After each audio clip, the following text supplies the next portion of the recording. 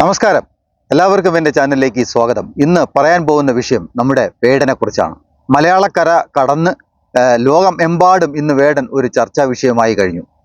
പല യൂറോപ്പ് രാജ്യങ്ങളിൽ പല യൂട്യൂബർമാരും ഇന്ന് വേടൻ്റെ പാട്ടുകൾ എടുത്ത് അവർ വീഡിയോ ചെയ്യുന്നു.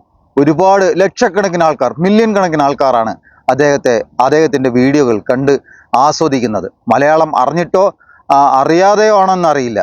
പക്ഷേ ഒരുപാട് അതിൻ്റെ എഡിറ്റിങ്ങും അതിൻ്റെ ചിത്രീകരണവും അത് ലോകം എമ്പാടുമുള്ള ആൾക്കാർക്ക് വളരെയധികം ഇഷ്ടപ്പെടുന്നു. മാത്രവുമല്ല, അതിലെ പാട്ടുകൾ അവതരിപ്പിച്ചിരിക്കുന്ന രീതി അത് മറ്റുള്ളവർക്ക് വളരെ ഇഷ്ടപ്പെട്ടിരിക്കുന്നു. ഒരു ചെറിയൊരു വീഡിയോ കാണിക്കാം.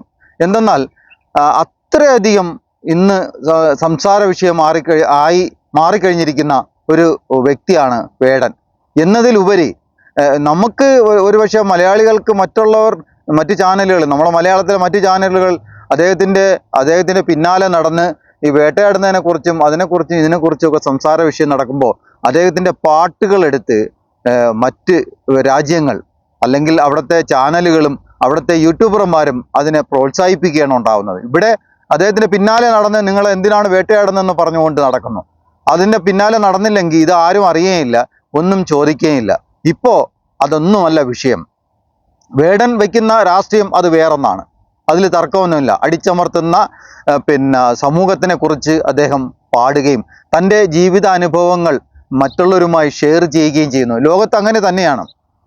ആർക്കെങ്കിലും ജീവിതത്തിൽ ഒരുപാട് ദുഃഖങ്ങളും ദുരിതങ്ങളും ബുദ്ധിമുട്ടുകളും അനുഭവിച്ചു കഴിഞ്ഞാൽ തീർച്ചയായും അവർ അത് സമൂഹത്തിനോട് പറയണമെന്ന് തോന്നിയാൽ അവർ അത് പറയാൻ ഉപയോഗിക്കുന്ന ഇപ്പോഴത്തെ ഒരു മാധ്യമമാണ് ഇന്റർനെറ്റ് സോഷ്യൽ മീഡിയ. ഈ സോഷ്യൽ മീഡിയ വഴി ആർക്കും എന്തും പറയാം. തൻ്റെ ജീവിതാനുഭവങ്ങൾ പറയാം, അല്ലെങ്കിൽ മറ്റുള്ളവരുടെ അനുഭവങ്ങൾ പറയാം. കേൾക്കുന്നതും കാണുന്നതും നമുക്ക് തെറ്റാണെന്ന് തോന്നിയാൽ അത് സമൂഹത്തിനോട് വിളിച്ചു പറയാം. അതിന് ഏറ്റവും വലിയ പ്ലാറ്റ്ഫോമാണ് സോഷ്യൽ മീഡിയ. ഇപ്പോൾ ആ വിഷയങ്ങൾ അവിടെ നിൽക്കട്ടെ. ഇപ്പോൾ പറഞ്ഞു വരുന്നതിൻ്റെ കാരണം മറ്റൊന്നുമല്ല, നമ്മുടെ വേടൻ്റെ പാട്ടുകൾ പാഠവിഷയമാക്കാൻ കണ്ണൂർ സർവകലാശാല ഒരു തീരുമാനമെടുത്തു. അതിനെതിരെ ഒരു പാർട്ടിക്കാർ അദ്ദേഹത്തെ പിന്തുടർന്നുകൊണ്ട്, അതായത് വിടാതെ, അതെന്തുകൊണ്ടാണ് ഒരു പാർട്ടിക്കാർക്ക് മാത്രം വേടൻ ഒരു പ്രശ്നമായി തീർന്നതെന്ന് മനസ്സിലാവുന്നില്ല. എന്തുകൊണ്ടാണ് അവർക്ക് മാത്രം? ഇന്ത്യക്കകത്ത് ഒരു പാർട്ടിക്കാരുമില്ലേ? ഒരു പാർട്ടിക്കാർ മാത്രം, അതായത് BJP-ക്കാരാണ് ഈ വേടൻ്റെ പിറകെ നടന്ന് വേടനെ തീർത്തും ഇല്ലായ്മ ചെയ്യുവാൻ വേണ്ടിയിട്ടാണ്. അതായത് ഇനി പാടരുത്. പക്ഷേ വേടൻ പല വേദികളിലും പറയുന്നു, വേടൻ പല അവസരങ്ങളിലും പലയിടത്തും പറയുന്നു, ഞാൻ ജീവിച്ചിരിക്കുമ്പോൾ അവതരിപ്പിക്കുന്ന ഈ ഗാനങ്ങൾ, ഈ പാട്ടുകൾ വരും തലമുറയ്ക്ക് ഒരു പ്രചോദനമാകണം. പക്ഷേ വേടൻ നമ്മുടെ റിപ്പോർട്ടർ ചാനലിന് കൊടുത്ത ഒരു ഇൻ്റർവ്യൂവിൽ നമ്മുടെ ഡോക്ടർ അരുൺകുമാർ സാർ ചോദിക്കുന്നുണ്ട്, വേടൻ ഈ ലഹരി പദാർത്ഥങ്ങൾ ഉപയോഗിച്ചിരുന്നു. തീർച്ചയായും അദ്ദേഹം തുറന്നു പറയുന്നുണ്ട്, ഞാൻ ഉപയോഗിച്ചിരുന്നു. പക്ഷേ ഒരു കാരണവശാലും വരും തലമുറ അതിൽ അകപ്പെടരുത്, അത് നിങ്ങളെ വളരെ കൂടുതൽ കുരുക്കിലെത്തിക്കും എന്ന് തുറന്നു പറയുന്നു. അദ്ദേഹത്തെ ഒരിക്കലും മാതൃകയാക്കാൻ പാടില്ല. അതിൽ ഞാൻ അറിവില്ലാത്ത സമയത്ത് പെട്ടുപോയി. സ്വാഭാവികം, ലോകത്തെല്ലാവരും അറിവില്ലാത്ത പല കാര്യങ്ങളും ചെയ്തു പോകുന്നു. അവസാനം അതിൽ നിന്ന് ഊരാൻ പറ്റാതെ അഡിക്റ്റായി പോകുമ്പോഴാണ് അതിൽ പ്രശ്നങ്ങൾ ഉണ്ടാവുന്നത്. ആ പ്രശ്നങ്ങളാണ് ഇപ്പോൾ വേടൻ മറ്റുള്ളവരുടെ മുമ്പിൽ തുറന്നു പറയുകയും കുറ്റം സമ്മതിക്കുകയും ചെയ്യുന്നത്. ആയതുകൊണ്ട് അദ്ദേഹത്തിൻ്റെ പാട്ടുകൾ മറ്റുള്ളവരെ പഠിപ്പിക്കാൻ പാടില്ല എന്ന് പറയുന്നതിൽ എന്ത് അർത്ഥമാണുള്ളത്? കേൾക്കുന്നവർക്ക്, കേൾക്കാൻ താല്പര്യമുള്ളവർ കേൾക്കട്ടെ, അത് പഠിക്കട്ടെ. അപ്പോൾ മറ്റൊരു കാര്യം പറയട്ടെ, നിങ്ങൾ ആദ്യമായാണ് എൻ്റെ ചാനൽ കാണുന്നത്, തീർച്ചയായും നിങ്ങൾ സബ്സ്ക്രൈബ് ചെയ്യണം, ബെല്ലൈക്കൺ അമർത്തണം, നിങ്ങളുടെ വിലയേറിയ കമൻറ്റുകൾ രേഖപ്പെടുത്തണം. ഡോക്ടർ അരുൺകുമാർ സാറ് നമ്മുടെ വേടനോട് ചോദിച്ചു, നിങ്ങൾ ലഹരി പദാർത്ഥങ്ങൾ ഉപയോഗിക്കുന്നുണ്ടോ? ഉണ്ട്, തുറന്നു പറയുന്നുണ്ട്. തൻ്റെ ജീവിത രീതികളും ജീവിത ശൈലികളും തുറന്നു പറയുകയും സമൂഹത്തോട് ഇതിൽ നിങ്ങൾ എന്നെ പിൻപറ്റരുത് എന്ന് പറയുകയും ചെയ്യുകയും ചെയ്യുന്ന ഒരു വ്യക്തിയെ എന്തുകൊണ്ട് തിരുത്താൻ പാടില്ല? പലതും ഒളിച്ചു വെച്ച് സമൂഹത്തിന് മുമ്പിൽ പല വിഡ്ഢിതനങ്ങളും വിളിച്ചു പറയുന്ന പലരെയും അംഗീകരിക്കാമെങ്കിൽ എന്തുകൊണ്ടാണ് ഈ വേടനെ അംഗീകരിക്കാൻ പറ്റാത്തത്? അദ്ദേഹം ഒരു താഴ്ന്ന ജാതിക്കാരനായതുകൊണ്ടാണോ?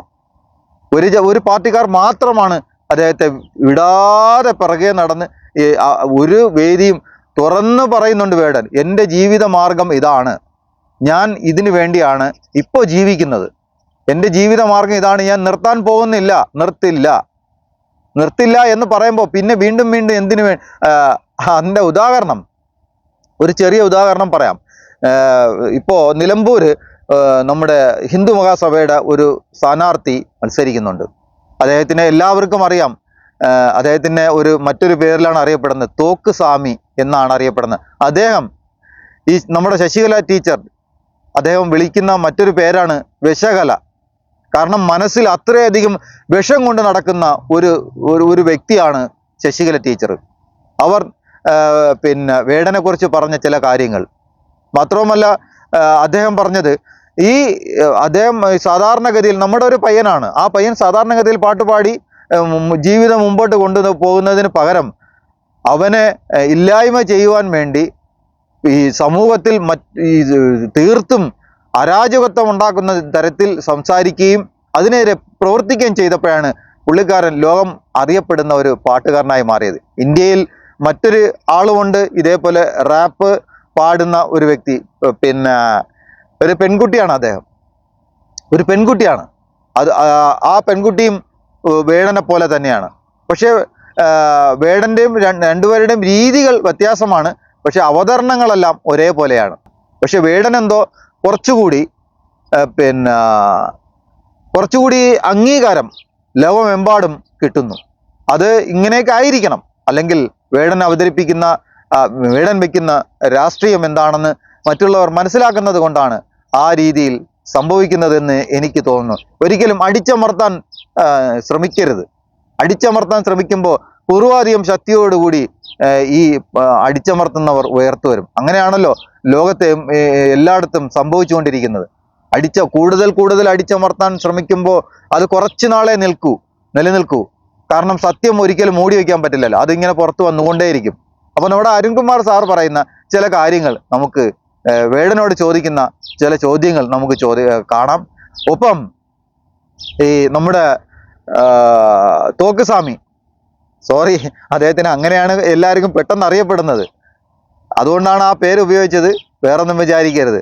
അദ്ദേഹം നമ്മുടെ ശശികല ടീച്ചറെ കുറിച്ച് പറയുന്നതും നമുക്കൊന്ന് കേൾക്കണ്ടേ? സത്യം പറഞ്ഞ അദ്ദേഹം പറഞ്ഞ ഒരു കാര്യം, അവർക്ക് നേരത്തെ ബുദ്ധിയില്ല, ഇപ്പൊ ബോധവും കൂടി പോയെന്നാണ് നമ്മുടെ സ്വാമി പറയുന്നത്. അപ്പോൾ ഇവർ രണ്ടുപേരും പറയുന്ന വേടൻ പറയുന്ന വളരെ വ്യത്യസ്തമായ, അരുൺകുമാർ സാറ് ചോദിക്കുന്നതിന് വളരെ വ്യക്തമായ രീതിയിൽ ഉറച്ച തീരുമാനത്തോടു കൂടി അദ്ദേഹം പറയുന്ന ചില കാര്യങ്ങളുണ്ട്.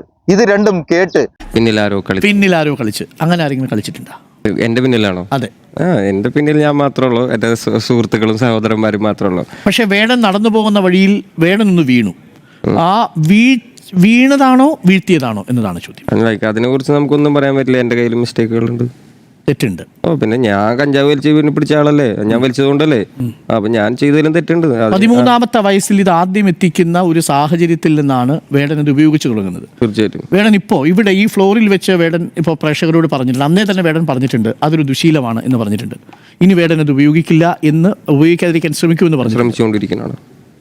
അതത്ര എളുപ്പമാണോ വേടൻ? ഒരു അഡിക്ഷൻ, ഇപ്പോൾ വെട്രിമാരൻ സാറ് ഒരു ഇന്റർവ്യൂവിനകത്ത് പോയിട്ട് പറയുന്നുണ്ട്, ഞാനൊരു ദിവസം 50-60 സിഗരറ്റൊക്കെ വലിച്ചിരുന്ന ഒരാളാണ്, ഞാൻ പെട്ടെന്ന് ഒരു ദിവസം നിർത്തി എന്ന് പറയുന്നത്. അപ്പോൾ എൻ്റെ അപ്പനും അങ്ങനെ പെട്ടെന്ന് വലി നിർത്തിയ ഒരാളാണ്. അപ്പോൾ എനിക്ക് അത്രയും മാനസികാരോഗ്യത്തിലേക്ക് ഞാൻ എത്തിയിട്ടില്ലെന്ന് ഞാൻ വിചാരിക്കുന്നത്. അഡിക്ഷൻ നിർത്തുക എന്ന് പറയുന്നത് ഒരു മനുഷ്യന് വളരെ ബുദ്ധിമുട്ടുള്ള ഒരു കാര്യമായിട്ടാണ് പലരും പറഞ്ഞു കേട്ടിരിക്കുന്നത്. പക്ഷെ ഞാൻ ശ്രമിക്കുന്നുണ്ട്. കഞ്ചാവ് ഇനി ഞാൻ ഉപയോഗിക്കില്ല എന്നുള്ളത് ഉറപ്പായിട്ട് നമ്മളിപ്പോൾ പറയുന്നു. ബാക്കിയുള്ള കാര്യങ്ങൾ ഞാൻ പരമാവധി ശ്രമിക്കും. അഡിക്ഷൻ എന്നുള്ളത് അല്ലേ, അങ്ങനെയാണ് ഞാൻ വിചാരിക്കുന്നത്. തീർച്ചയായിട്ടും. കാര്യം അത് നമ്മുടെ ഇത് കണ്ടു. വേടൻ നടന്നു പോയ വഴിയിൽ വേടൻ വീണു. അത് അദ്ദേഹത്തിന്റെ ജീവിത കാര്യങ്ങളെ കുറിച്ചാണ് ഡോക്ടർ അരുൺകുമാർ സാർ ചോദിക്കുന്നത്. സത്യത്തിൽ വീണതാണോ വീഴ്ത്തിയതാണോ? പിന്നെ വേടനുള്ള നാമം, അത് സുഹൃത്തുക്കൾ അദ്ദേഹത്തിന് സന്തോഷപൂർവ്വം അദ്ദേഹത്തെ വിളിച്ച പേരാണ് വേടൻ. ഇന്ന് ലോകം അറിയപ്പെടുന്ന പേരായി അത് മാറി. ഇന്ന് ലോകം അറിയപ്പെടുന്ന വ്യക്തിയായി മാറുകയും ചെയ്തു. അതിന് ഏറ്റവും വലിയ കാരണം നമ്മുടെ നാട്ടിലെ രാഷ്ട്രീയ പാർട്ടിക്കാരാണ്. അദ്ദേഹത്തിനെ എതിർക്കുന്ന രാഷ്ട്രീയ പാർട്ടിക്കാരാണ്. കാരണം അവർ ആർക്കെതിരെ എതിർക്കുന്നുണ്ടോ അവർ ലോകം അറിയപ്പെടുന്ന വ്യക്തികളായി മാറുന്നു. രണ്ടാമത്തെ കേസ്, ഒരു സിനിമ, ഷാരൂഖ് ഖാന്റെ സിനിമ ഇറങ്ങിയപ്പോൾ അതിൽ പിന്നെ ദീപിക പദുക്കോണിന്റെ ബിഗിനി കണ്ടു എന്ന് പറഞ്ഞ് ആ സിനിമ ചുരുങ്ങിയ സമയം കൊണ്ട് 1000 കോടിക്ക് മുകളിൽ ആ ചിത്രം വാരിക്കൂട്ടി. അപ്പൊ ഇതുപോലുള്ള കാര്യങ്ങൾ നിങ്ങൾ സത്യത്തിൽ കേട്ട് അതിന്റെ വഴിക്ക് അതിനെ അങ്ങ് വിടുക. അല്ലാതെ അതിന്റെ പിറകെ പോയി അതിനൊരു പേരും പ്രശസ്തിയും കൊടുക്കാൻ ഒരിക്കലും നിങ്ങൾ ശ്രമിക്കരുത്. വേടൻ പറയുന്ന നല്ല ശക്തവും വ്യക്തവുമായ തീരുമാനങ്ങളെക്കുറിച്ച് നമുക്ക് കേൾക്കാം, കേട്ടിട്ട് തിരിച്ചു വരാം. ഒപ്പം നമ്മുടെ ശശികല ടീച്ചറെ കുറിച്ച് നമ്മുടെ തോക്ക് സ്വാമി, വേറൊന്നും വിചാരിക്കരുത്, അദ്ദേഹത്തിന് അങ്ങനെയാണ് ഏറ്റവും കൂടുതൽ അറിയുന്നത്, അതുകൊണ്ടാണ് ആ പേര് ഉപയോഗിച്ചത്. തോക്ക് സ്വാമി പറയുന്ന വാക്കുകൾ കേൾക്കാം. അദ്ദേഹം പറയുന്നത്, നേരത്തെ അവർക്ക് ബോധം തന്നെ ഇല്ല, അല്ല ബുദ്ധിയില്ല. നേരത്തെ അവർക്ക് ബുദ്ധിയില്ല, ഇപ്പോൾ അവരുടെ ബോധവും പോയി. കാരണം അത്രയധികം വിഷം മനസ്സിൽ കൊണ്ട് നടക്കുന്ന ഒരു വ്യക്തിയാണ് ശശികല ടീച്ചർ. അവർ ഹിന്ദു എന്ന് പറയുന്ന മുഴുവൻ സമൂഹത്തെയും നിയന്ത്രിക്കാമെന്നുള്ള ഒരു ധാരണയുടെ പുറത്താണ്. ഇവർ എങ്ങനെയാണ് കുട്ടികൾക്ക് അറിവ് നൽകുന്നത്? എനിക്ക് അതാണ് അറിയാൻ വയ്യാത്തത്. ഏത് തരത്തിലുള്ള കുട്ടികളാണ് ഇവരുടെ മുമ്പിൽ നിന്നും ഈ അറിവ് സമ്പാദിക്കുന്നത്? കഷ്ടം. ഇവരൊക്കെ പറഞ്ഞു കൊടുക്കുന്ന അറിവുകൾ വെച്ച് ഈ കുട്ടികൾ നാളെ സമൂഹത്തിലിറങ്ങി ഏത് രീതിയിൽ പ്രവർത്തിക്കുമെന്ന് കണ്ടറിയണം. അപ്പൊ നമുക്ക് അരുൺകുമാർ സാറ് പിന്നെ നമ്മുടെ വേടനോട് ചോദിക്കുന്ന ചോദ്യങ്ങൾ കേൾക്കാം. നമ്മുടെ തോക്കുസ്വാമി നമ്മുടെ ശശികല ടീച്ചറെ കുറിച്ച് പറയുന്ന വാക്കുകൾ കേൾക്കാം. അപ്പം കൂലിപ്പണി തന്നെയാണ്, വാർക്കപ്പണി. മേലനങ്ങി പണിയെടുക്കുന്ന ഒരാളാണ്. എത്ര വയസ്സായി ആൾക്കാർ ഓരോ കഥകൾ പറഞ്ഞു, ഭയങ്കര കഥകളാണ്. അപ്പൊ അതിലൊന്നും പ്രേക്ഷകർ കരുതണ്ട, ഇതാണ് വാസ്തവം കേട്ടോ. അപ്പനൊരു ദിവസം ഇത് കണ്ടിട്ട് വീട്ടിൽ വന്നിട്ട് ഞാൻ എപ്പോഴാണ് ലോട്ടറി വിറ്റേന്നൊക്കെ പറഞ്ഞിട്ട് എന്റെ അടുത്ത് ദേഷ്യപ്പെട്ടു. അപ്പൊ ഞാൻ എനിക്കറിയാം അമ്മളപ്പോ ആൾക്കാർ ഓരോന്ന് പറയണതാണ്. അമ്മ പക്ഷേ ഈ വോയിസ് ഓഫ് വോയിസ്ലെസ് കഴിഞ്ഞ് 2 വർഷം കഴിഞ്ഞിട്ടാണോ അമ്മ വിട്ടുപോകുന്നത്? ഇല്ല, വാ എന്ന് പറഞ്ഞ ട്രാക്ക് ഇറങ്ങിയിട്ട് ഒരു 2 വർഷം അല്ലേ? ഞാനൊരു യൂട്യൂബിൽ വേടൻ തന്നെ പറയുന്നത് കേട്ട് അത്ഭുതപ്പെട്ടു പോയി. വേടൻ്റെ ആ പഴയ കുട്ടിക്കാലം എന്ന് പറയുന്നത് ഒരു സിനിമാറ്റിക് അമ്മ സ്റ്റൈലിലുള്ള കുട്ടിക്കാലം, അല്ലെങ്കിൽ നമുക്ക് എല്ലാവർക്കും ഉണ്ട് എന്ന് നമ്മൾ പൊതുവേ ധരിച്ചിരിക്കുന്ന ഒരു കുട്ടിക്കാലവും അങ്ങനെ ഒരു അമ്മ, അച്ഛൻ, അങ്ങനെ ഒരു സങ്കല്പമൊന്നും വേടൻ ഉണ്ടായിരുന്നില്ല എന്ന് പറഞ്ഞിട്ട് കേട്ടിട്ടുണ്ട്. അത് സിനിമയിൽ മോനെ ഉണ്ണി നീ ഭക്ഷണം കഴിച്ചോടാ എന്ന് പറഞ്ഞ് പിന്നാലെ പോയി ചോറ് കൊടുക്കുന്ന ഒരു അമ്മയുടെ സങ്കല്പം ഉണ്ടല്ലോ. അപ്പോൾ അങ്ങനെയുള്ളൊരു അമ്മയല്ല വേടൻ്റെ മനസ്സിലുള്ളൊരു അമ്മ. അതെങ്ങനെയുള്ളൊരു അമ്മയായിരുന്നു? വേടൻ്റെ പാട്ട് കാലിക്കറ്റ് സർവകലാശാലയിൽ പാഠ്യവിഷയം. മൈക്കിൾ ജാക്സനൊപ്പമാണ് വേടൻ്റെ പാട്ടും ഉൾപ്പെടുത്തിയത്. BA മലയാളം 4ാം സെമസ്റ്ററിലാണ് പാട്ട് ഉൾപ്പെടുത്തിയിരിക്കുന്നത്. അഷ്കർ കരിമ്പയുടെ കൂടുതൽ വിവരങ്ങളുമായി അഷ്കർ കരിമ്പ, വേടൻ്റെ പാട്ട് എങ്ങനെ പാഠ്യപദ്ധതിയിൽ എത്തുകയാണ് അല്ലേ?